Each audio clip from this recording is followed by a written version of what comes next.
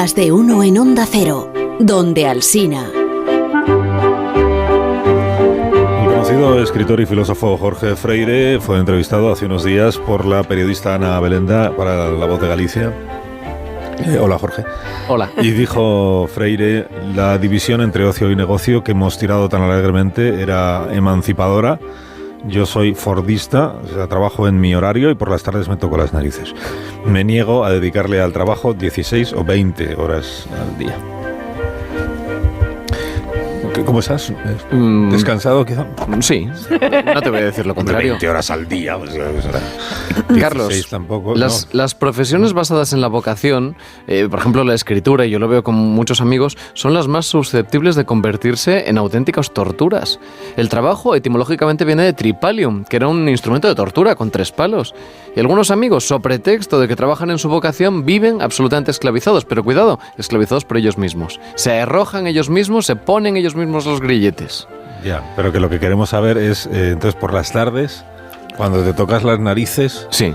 ¿Es literal, como dicen los jóvenes? No es literal. Bueno, es curioso que los chicos digan eso de literal, pero bueno, eso sería para otro debate. Yo por la tarde no hago nada. No, estoy con la niña, juego. Tengo una niña de 3 años y medio, juego con ella, leo, pero no hago nada, no leo y no escribo. ¿Obligas a la niña a jugar contigo? La obligo a jugar conmigo, sí, quiera o no. Pero en cualquier caso, yo me doy cuenta de que mi prosa es mucho peor si le dedico 10 horas al día que si le dedico 1.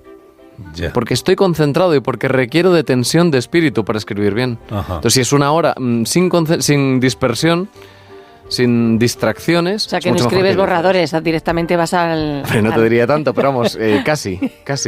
Ya, y entonces lo de resolver dilemas morales de los oyentes, ¿tú lo consideras un trabajo o lo consideras una...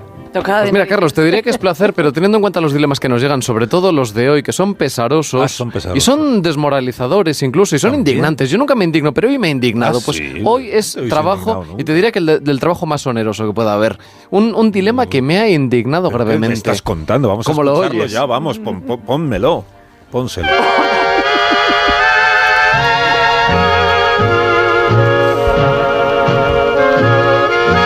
Querido Jorge, te escribo con una inquietud que me acompaña cada vez que salgo a cenar con un amigo al que por lo demás quiero y admiro.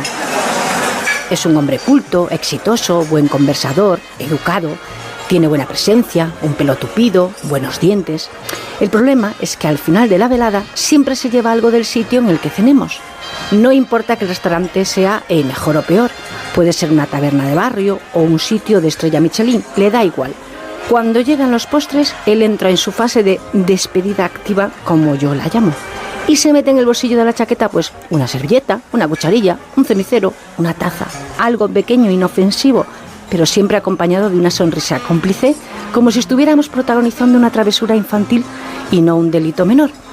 Él lo vive con alegría, dice que es un recuerdo, que es una anécdota, como una forma de homenajear la cena, que los restaurantes ya cuentan con estas cosas y que nadie se va a arruinar por un cenicero.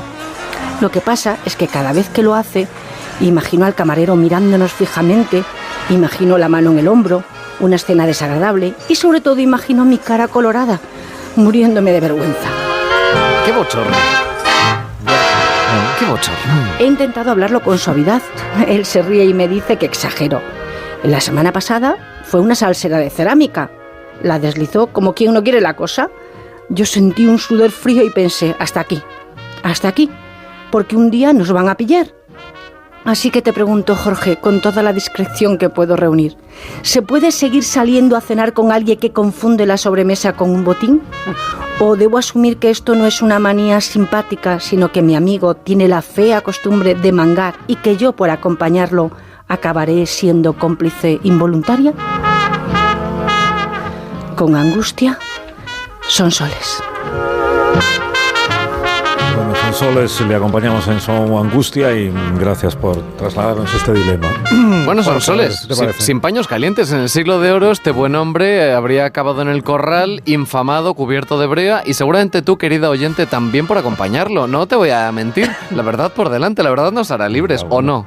Y con la mano cortada en algunos lugares. Y con la mano cortada, ¿por qué no? El caballero de la cuchara ajena. Yo de verdad puedo comprender que haya quien robe por hambre, porque es una flaqueza perdonable, pero esto de llevarte cucharitas, luego ¿qué tienes en casa? ¿Un museo? No, este plato me lo llevé de Horcher. Este tenedor es de de la Penela. Ya, pero qué entonces bien. ella- Que en ella- Jumanji en tu casa, tienes ahí Ya. todo expuesto. O lo usas. Vienen las visitas y le recibes con un plato de Pans and Company. Eso es coleccionismo gratuito. Pero hay alguna diferencia desde el punto de vista moral, si utiliza o no en casa lo que ha mangado. Si la cucharilla se la lleva y no le da uso, es diferente desde el punto de vista moral. Pero lo guarda como un Si psicópata, se la ¿no? lleva y la utiliza. Claro.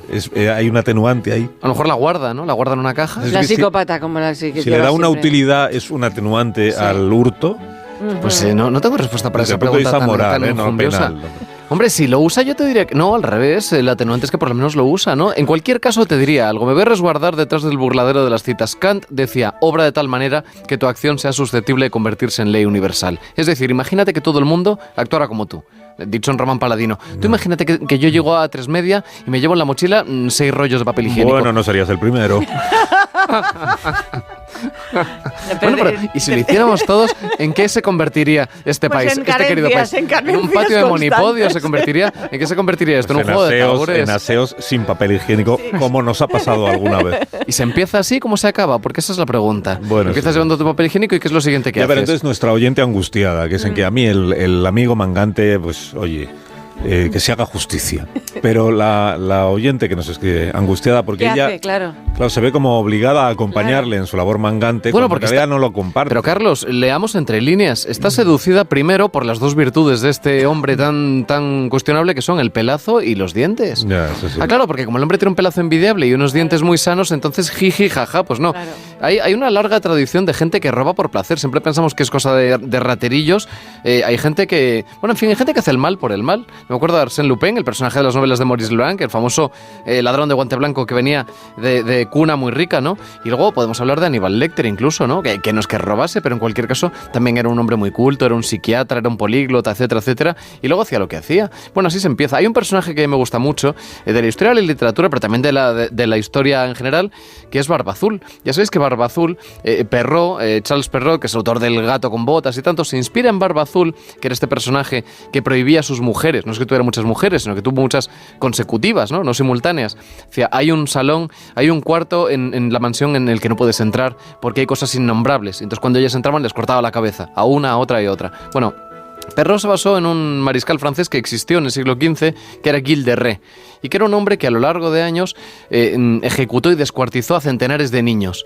Pero era un hombre tan elegante, tan guapo y además de un linaje aristocrático tan acendrado que la gente lo amaba. Y cuando finalmente fue detenido y ajusticiado, miles de personas fueron a la ribera del Loira a ver cómo le daban garrote. Porque era un hombre admiradísimo y él nunca se arrepintió. Entonces cuando le preguntaban, ¿se arrepiente usted de lo que hizo? Él decía siempre, oh Félix culpa, oh feliz culpa, ¿no? Qué dichoso, qué bien lo pasé haciendo esas barbaridades. Hay gente que hace el mal por hacer el mal, por el placer de hacer el Tenemos mal. que saber si dejan buena propina. Si deja buena propina, a lo mejor compensa. Bueno, eso sería, efectivamente, si dejas buena bueno propina, saber compensa eso. dejarte los... Sí, claro. llevarte los platos, llevarte los... No una cucharilla, una tacita, un platito. Yo creo que se acaba como Barba Azul, se servilletita. empieza así, una servilletita. ¿Y cómo sabes que es una servilletita y no es algo de mayor valor? Porque, claro... Entonces, nuestro consejo, el tuyo, que es el consejo Para que le das ella. a nuestra oyente Sonsoles.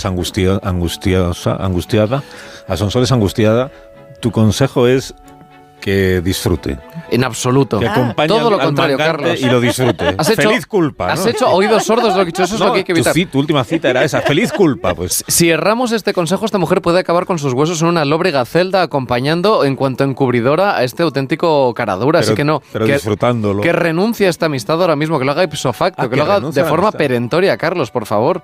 Podemos descarriar a una oyente fiel. Pero a una no, Que oyente coma con él, comprometida. pero se vaya rápido, antes que él. Que no coma con él, que no vaya con él. Yo no quiero ser cómplice de nadie que actúe de forma Si rompes impropia. amistad, igual le queda un vacío en su vida que no sabe con qué llenar. el pedazo que tiene. Con el pelazo que tiene, Claro, exacto, ¿no? claro. Un vacío que no sabe cómo llenar, ya no sabrá qué dedicar su tiempo libre, al final, ¿no? Será igual se busca otras actividades peores. Pongámonos en el peor de los casos. Aparece un día el camarero y te pone la mano en el hombro y te dice, señores, les acabo de pillar inflagrante delicto, les acabo de pillar mangando las cucharillas. Yo de eso no me repongo. De ese momento de oprobio, creo que no podría superarlo. Bueno, pero ellos pueden decir, era una prueba. ¿Sabéis, por cierto, que hay un Estábamos experimento... poniendo a prueba su Era broma, ¿no? su perspicacia, claro. Claro, hay un experimento psicológico muy interesante y es que los ladrones a los que ha fichado la policía se portan en lo sucesivo mucho peor que aquellos a los que no ha fichado la policía. Es decir, el efecto psicológico en tu propia autoimagen, cuando a ti, delante de tus amigos, te han detenido y te han puesto una multa o lo que fuera, es mucho peor que si nadie lo sabe.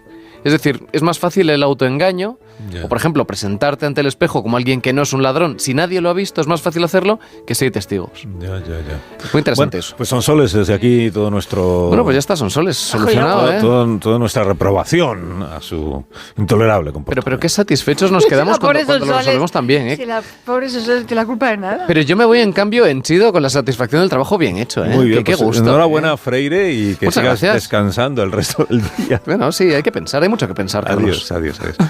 Vamos a hacer una pausa y a la vuelta recibimos a Alberto Aparici, que quiere hablarnos de cosas de estas suyas, de ciencia. Y ahora continuamos.